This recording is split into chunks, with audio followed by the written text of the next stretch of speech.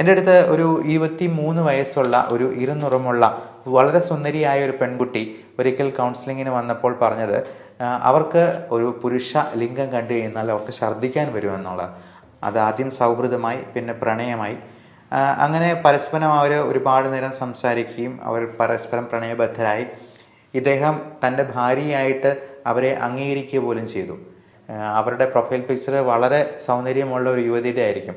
അവർ video call ചെയ്ത് അവർ നഗ്നത പ്രദർശിപ്പിച്ച്, എന്നാൽ ആ കോൾ റെക്കോർഡ് ചെയ്യപ്പെട്ട് അത് ബാക്കിയുള്ള ഫ്രണ്ട്സിനെല്ലാം അയച്ചു കൊടുക്കുമെന്ന് ഭീഷണിപ്പെടുത്തി പണം തട്ടുന്ന. അപ്പോൾ ഈ കണ്ണുകൾ അങ്ങോട്ടും ഇങ്ങോട്ടും മാറുന്നത് കാണുമ്പോൾ തന്നെ ആ കണ്ണുകളിൽ നോക്കി തന്നെ ഒരാളുടെ വ്യക്തിത്വം നമുക്ക് മനസ്സിലാക്കാനായിട്ട് പറ്റണം.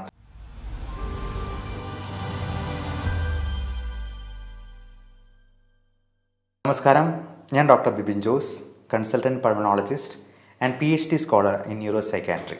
ഹണി ട്രാപ്പിംഗ് നമ്മൾ പലരിലും ഒന്ന് കേട്ട് മറന്നിട്ടുള്ള ഒരു ടേമാണ്. പല യുവജനങ്ങൾക്കും ഇതെന്താണെന്നറിയാം, എന്നാൽ പ്രായമായ പലർക്കും ഇതെന്താണെന്ന് പോലും അറിയില്ല. അതുപോലെ വൈഫ് സ്വാപ്പിംഗ് എന്ന് പറഞ്ഞാൽ എന്താണ്? അത് ഈയിടെ നമ്മുടെ മലയാള നാട്ടിൽ പോലും ഒരു വാർത്തയായത് ഞെട്ടിപ്പിച്ചൊരു സംഭവമായിരുന്നു. പങ്കാളികളെ പരസ്പരം വെച്ച് മാറുക, അതിനുവേണ്ടി പ്രത്യേകം ടെലിഗ്രാം ഗ്രൂപ്പുകളും വാട്സപ്പ് ഗ്രൂപ്പുകളും ഒക്കെ ഉണ്ടാക്കുക. നമ്മുടെ നാട്ടിലൊക്കെ ഇങ്ങനെയൊക്കെ സംഭവിക്കുമോ? നമ്മുടെ സംസ്കാരം ഇത്ര രീതിയിൽ മാറിപ്പോയോ എന്നൊക്കെ ഒരു പക്ഷേ നമ്മൾ ആലോചിച്ചു പോയേക്കാം. പലർക്കും തങ്ങളുടെ ജീവിതത്തിലുണ്ടാകുന്ന ദാമ്പത്യ പ്രശ്നങ്ങളും മാനസികമായിട്ടുള്ള പ്രശ്നങ്ങളും ഒന്നും ചർച്ച ചെയ്യാനായിട്ടുള്ളൊരു പ്ലാറ്റ്ഫോം ഇല്ല. ഡോക്ടർമാർക്കും രോഗികൾക്കും ഇതിനെക്കുറിച്ച് തുറന്ന് സംവദിക്കാനായിട്ട് മടിയാണ്, പേടിയാണ്, ചമ്മലാണ് എന്നൊക്കെ ഉള്ളതുകൊണ്ട് ഇതുപോലുള്ള ലൈംഗിക വൈകൃതങ്ങളും ഇതുമൂലമുണ്ടാകുന്ന പ്രശ്നങ്ങളും നമ്മുടെ സമൂഹത്തെ ആകെ ഗ്രസിച്ചു നിൽക്കുകയാണോ എന്ന് സംശയിച്ചു തോന്നും. ഞാൻ ഇപ്പോൾ ഷെയർ ചെയ്യാൻ ഉദ്ദേശിക്കുന്നത് ഒരു വളരെ റിച്ചായിട്ടുള്ള ഒരു ബിസിനസ്സുകാരനെ ഹണി ട്രാപ്പ് ചെയ്യ ഒരു കഥയാണ്. ഭാര്യ മരിച്ചുപോയ അദ്ദേഹത്തിന് ഏകദേശം 41 വയസ്സ് പ്രായമുണ്ട്. 2 മക്കളും ഉണ്ടായിരുന്നു. അപ്പോൾ ഗൾഫിൽ ജോലി ചെയ്തിരുന്ന സമയത്ത് അദ്ദേഹത്തിന് ഒരു ലേഡിയുടെ പക്കൽ നിന്നും വാട്സപ്പിൽ മെസ്സേജായിട്ട് വന്നു. എവിടുന്നോ വാട്സപ്പ് നമ്പർ കിട്ടി. അങ്ങനെ അതൊരു തുടക്കമായിരുന്നു. അതാദ്യം സൗഹൃദമായി, പിന്നെ പ്രണയമായി. അങ്ങനെ പരസ്പരം അവർ ഒരുപാട് നേരം സംസാരിക്കുകയും അവർ പരസ്പരം പ്രണയബദ്ധരായി. ഇദ്ദേഹം തൻ്റെ ഭാര്യയായിട്ട് അവരെ അംഗീകരിക്കുക പോലും ചെയ്തു.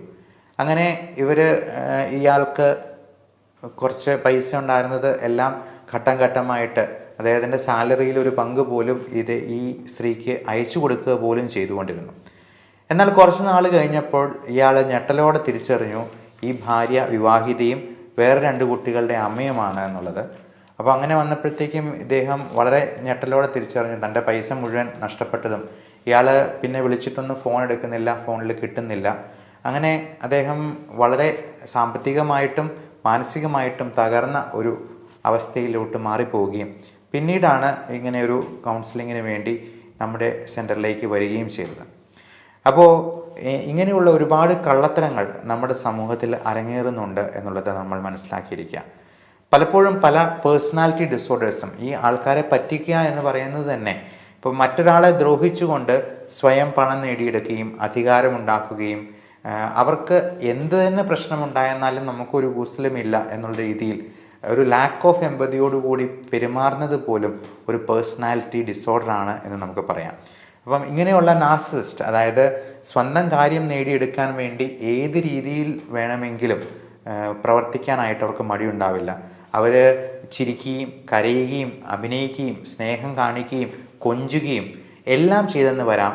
പക്ഷേ ഇവരെ ഒരു തരത്തിലും നമുക്ക് വിശ്വാസത്തിലെടുക്കാൻ കഴിയില്ല എന്ന് ഇപ്പോൾ ഒരു ഘട്ടത്തിൽ നമ്മൾ തിരിച്ചറിയുമ്പോഴേക്കും അവർ തന്നെ പറയും, അത് പൊട്ടന്മാരെ അങ്ങനെ പറ്റിക്കും, ഞാനങ്ങനെ പറഞ്ഞു എന്ന് കരുതി നിങ്ങളെന്തിനെ എനിക്ക് പണം അയച്ചു തന്നത്, നിങ്ങൾ പൊട്ടനായിരുന്നു, അതുകൊണ്ട് നിങ്ങൾക്ക് നഷ്ടപ്പെട്ടു എന്ന് പറയും.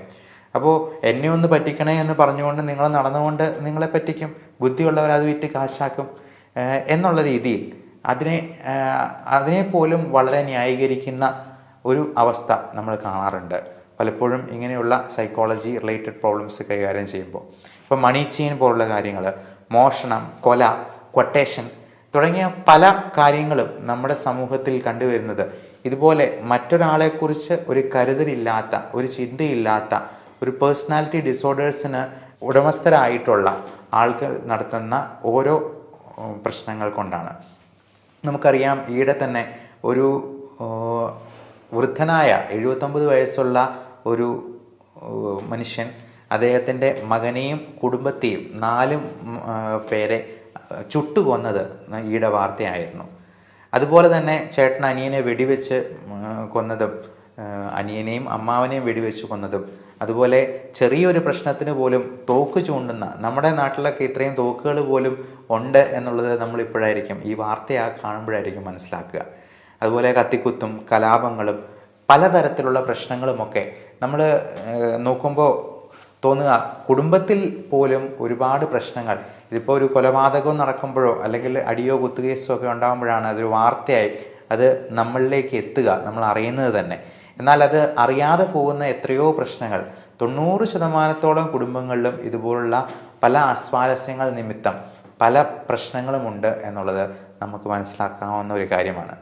അപ്പോൾ ഇങ്ങനെയുള്ള നാർസിസ്റ്റിക് പേഴ്സണാലിറ്റിയോട് നമ്മൾ ഡീൽ ചെയ്യുമ്പോഴും വളരെയധികം ശ്രദ്ധിക്കണം. കാര്യം ഇങ്ങനെയുള്ളവർ ഈ ഹണി ട്രാപ്പിങ്ങിനൊക്കെ പലപ്പോഴും ഈ കോൾ റെക്കോർഡ് ചെയ്ത്, ഇപ്പോൾ വീഡിയോ കോൾ വഴി, ഇപ്പം വളരെ സുന്ദരിയായിട്ടുള്ള ഒരു പ്രൊഫൈലിൽ നിന്ന് അവരുടെ പ്രൊഫൈൽ പിക്ചർ വളരെ സൗന്ദര്യമുള്ള ഒരു യുവതിയുടെ ആയിരിക്കും, അവർ വീഡിയോ കോൾ ചെയ്ത് അവർ നഗ്നത പ്രദർശിപ്പിച്ച്, എന്നാൽ ആ കോൾ റെക്കോർഡ് ചെയ്യപ്പെട്ട് അത് ബാക്കിയുള്ള ഫ്രണ്ട്സിനെല്ലാം അയച്ചു കൊടുക്കുമെന്ന് ഭീഷണിപ്പെടുത്തി പണം തട്ടുന്ന, എന്നാൽ മറ്റു പല രീതിയിലും അക്കൗണ്ട് നമ്പർ കൊടുത്തിട്ട് എനിക്ക് വളരെ അത്യാവശ്യമായിട്ട് 5000 രൂപ വേണം, ഇന്ന നമ്പറിലോട്ട് അയച്ചു കൊടുക്കണമെന്ന് പറഞ്ഞ് എൻ്റെ ഒരു സുഹൃത്തിനെ പോലും ഞാനാണെന്ന് പറഞ്ഞ് ഈയിടെ മെസ്സേജ് അയച്ച് ഒരു 5000 രൂപയോളം അദ്ദേഹത്തിൽ നിന്ന് തട്ടിയെടുക്കുകയുണ്ടായി.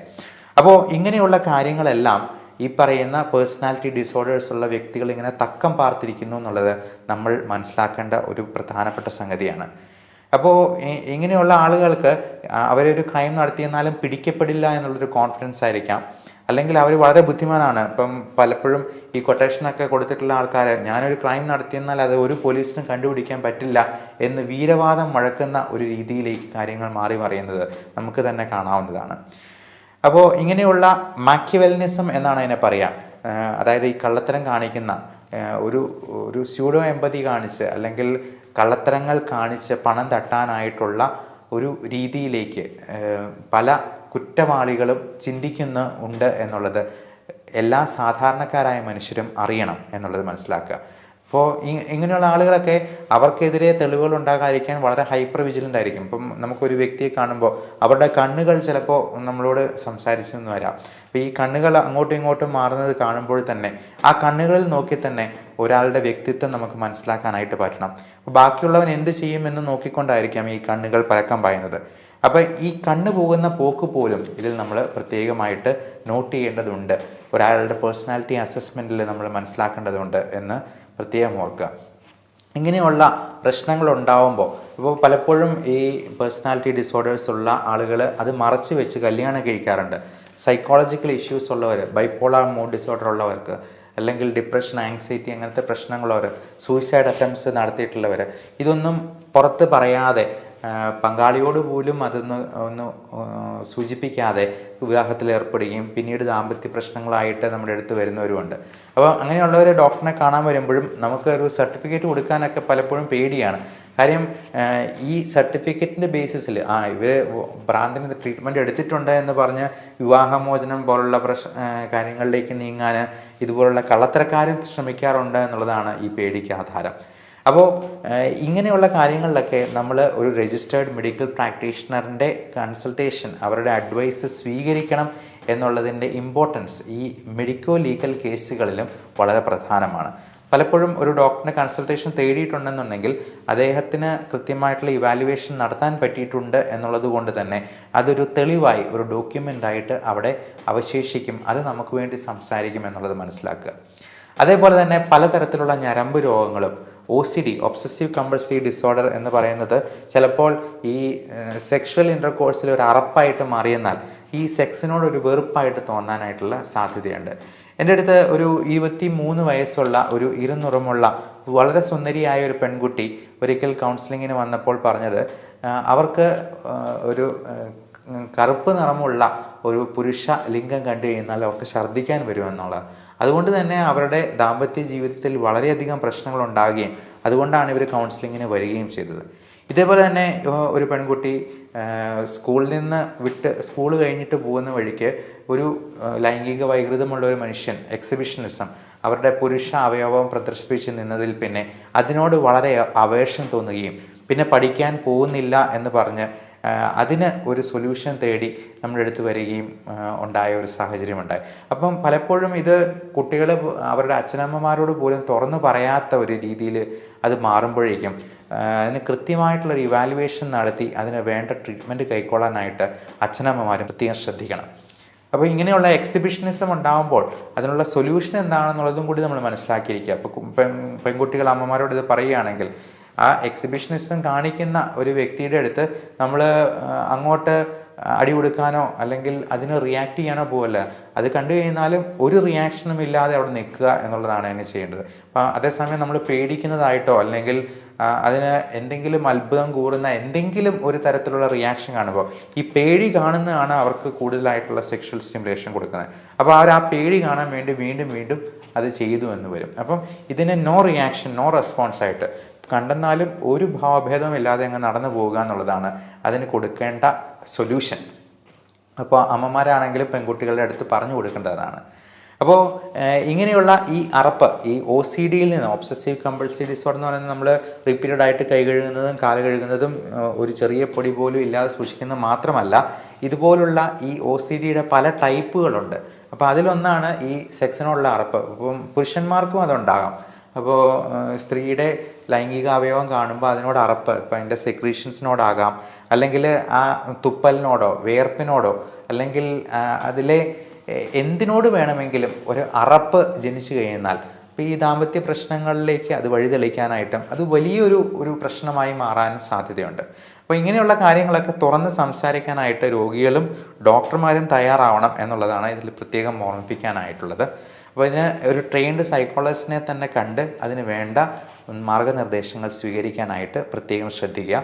ഇതുപോലുള്ള പ്രശ്നങ്ങളുള്ളപ്പോൾ അപ്പോൾ നമ്മളിത് മറച്ചു പിടിച്ചിട്ട് ഒരു വിവാഹത്തിലേക്ക് ആ പെൺകുട്ടിയോ അല്ലെങ്കിൽ ആൺകുട്ടിയോ ആണെങ്കിലും നമ്മൾ തള്ളിവിടുന്നതിന് പകരം അതിനെ കൃത്യമായി അഡ്രസ്സ് ചെയ്ത്, അതായത് പരസ്പരം തുറന്ന് സംസാരിച്ച് മാത്രം വിവാഹ ജീവിതത്തിലേക്ക് പോകാനായിട്ട് പ്രത്യേകം ശ്രദ്ധിക്കുക. അല്ലെന്നുണ്ടെങ്കിൽ പലപ്പോഴും ഇങ്ങനെയുള്ള ലൈംഗിക വൈകൃതങ്ങളും മാനസിക പ്രശ്നങ്ങളും ഒക്കെ ഒളിപ്പിച്ച് വെച്ച് വിവാഹ ജീവിതത്തിലേക്ക് കടക്കുമ്പോൾ അത് ഒരു തികഞ്ഞ പരാജയമാവുകയും പലപ്പോഴും പെൺകുട്ടികളെ ഒഴിവാക്കാനായിട്ട് കല്യാണം കഴിച്ച് അയക്കുന്ന ഒരു രീതി പോലും കാണാറുണ്ട്.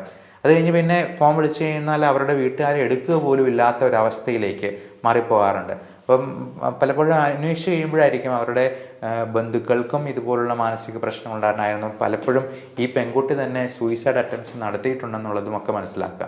അപ്പോൾ ഈ സൂയിസൈഡ് ചെയ്യും എന്ന് പറയുന്നവർ അത് ചെയ്യാനായിട്ടുള്ള സാധ്യതയും ഏറെയാണ്.